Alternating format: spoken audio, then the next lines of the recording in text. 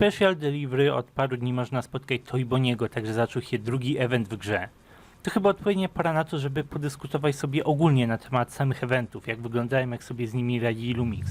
Pierwszy event był świąteczny, ogólnie fajnie, święta, zima, prezenty, zabawki. No i razem z tym dostaliśmy zabawkę Toychikę. A tydzień później także zimowy rekolor Freddy'ego, czyli Freddy'ego Frostbeara. Jak na rekolor, to muszę przyznać, że wygląda epicko, choć naprawdę nie podoba mi się to, że nie ma żadnych tekstur zniszczeń, więc na 100% i na 0% wygląda tak samo. Event wprowadził nam fajną mechanikę maski do Toychiki. Kiedy hajwajruje, to musimy patrzeć się bezpośrednio na nią z założoną maską. Musimy przytrzymać guzik od maski, a nie po prostu go wcisnąć, bo ludziom się to może pomylić. A unikalna mechanika Frostbeara nie jest taka fajna, bo z idei jest spoko, ekran się mrozi, działa tak samo jak duży glitch, ale mrożenie ekranu pojawia się znacznie częściej i strasznie przeszkadza w grze. Animatronika może biec w twoją stronę, a podczas biegu co ćwierć sekundy będzie ci zamrażał ekran, bez sensu. Takie średnio fajne. Mechanika maski jest za to epicka.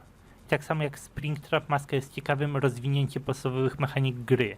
Nie jest niczym jakimś takim wielkim, wybitnym, ale jest prostym, fajnym twistem. Ale jednak sam event został bardzo słabo przeprowadzony, jest masakryczna ilość rzeczy, do których ludzie się uczepili. Można powiedzieć, że pierwszy event natychmiast posypał cały szacunek, jaki community miało do Lumixa. Bo po pierwsze, gra zrobiła się mocno pay to play. Ludzie nazywają to pay to win, ale w żadnym stopniu się nie zgadzam, nie ma tutaj żadnego wygrywania. Jeżeli ktoś zapłaci pieniądze, to może tylko pomóc swoim znajomym doświadczyć wszystkiego za darmo, a nie, że nagle zyskują jakąś dużą przewagę.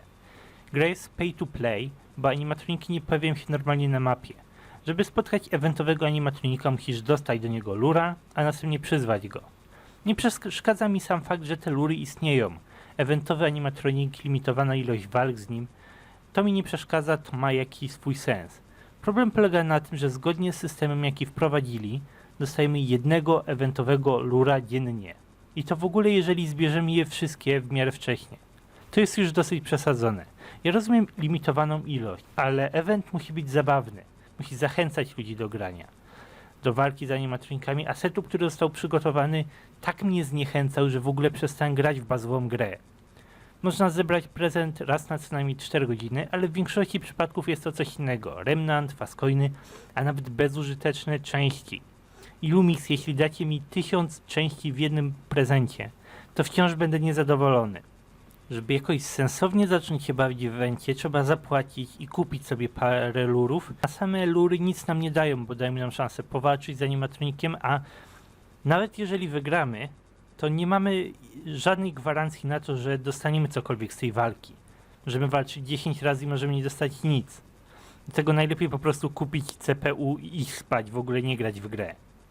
A kupowanie CPU i plusutów to następny problem, bo cały zestaw kosztował $70, czyli więcej niż typowa gra AAA.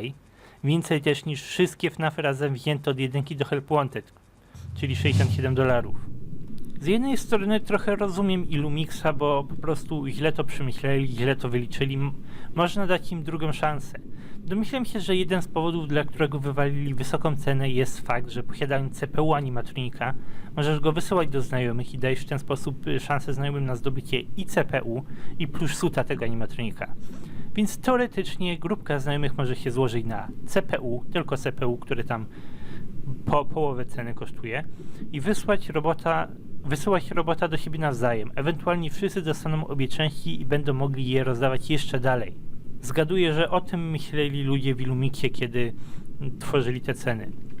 No i ja jestem człowiekiem, który daje każdemu 5. szansę, więc ogólnie uważam, że jeden nieudany event to jeszcze nic wielkiego. To klapło, ale ważne, żeby poprawili się na przyszłość. Tyle.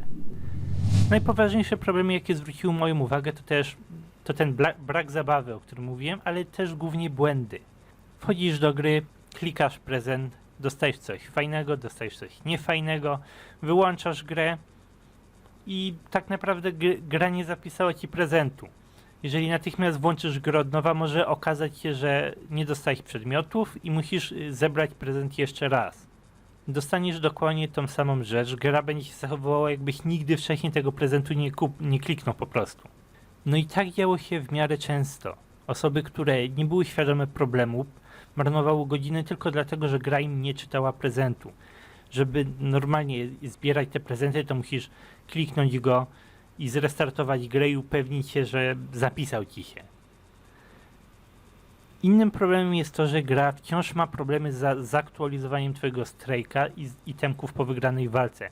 Więc często ludzie dostawali informację, że dostali rzadkie itemki, rzadkie CPU, rzadki plusut, ale ono po prostu nie pojawiało im się w itemach. Musieli wołać po supporcie Illumixa, żeby odzyskać rzeczy, a to poważny problem.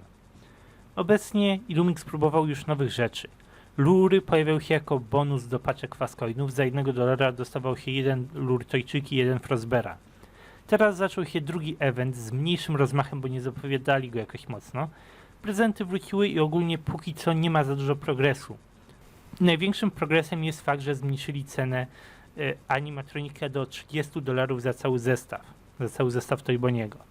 $30 to wciąż dużo, ale tak czy tak, jeżeli ja zamierzałbym coś kiedykolwiek kupić w tej grze, to kupiłbym tylko CPU za $10, więc ogólnie tragicznie nie jest w tym temacie. Błędy ze strajkiem i z prezentami są jak były. Zaczęli trochę eksperymentować z prezentami i teraz dostajemy lury wszystkich podstawowych animatroników. To też nie jest dobrym pomysłem, bo lury Frediego czy Boniego są tak bezużyteczne jak części, także ten event jest jeszcze gorszy, bo na święta dostawaliśmy dużo fastcoinów, a teraz dostajemy bezużyteczne lury. Obecnie nie wiem, co o tym myśleć, bo jest źle, mało się rzeczywiście rozwija i Illumix po prostu powinien był dłużej pracować nad grą, poprawiać ją, zbierać niepubliczny feedback i tak dalej. Jako człowiek dający masę drugich szans, wciąż czekam na następne eventy. Mam nadzieję, że ewentualnie ogarną tą grę do jakiegoś grywalnego stanu. Obecnie najwięcej ludzie narzekają i na prezenty, i na to, że Toyboni obecnie jest misgenderowany przez Illumixa. Już potwierdzili, że to tylko pomyłka, ale naprawdę nie rozumiem, dlaczego jak ktoś popełni jakiś jeden błąd, to za tym ciągnie się 10 innych błędów, żadnego pozytywnego, pojedynczego plusa. Nie rozumiem, naprawdę. Ale tak, ode mnie na ten temat to tyle, ale liczę też na wasze opinie. Jak wam się gra w Special Delivery, co wy chcielibyście zobaczyć ze strony Illumixa? Zobaczymy się w komentarzach.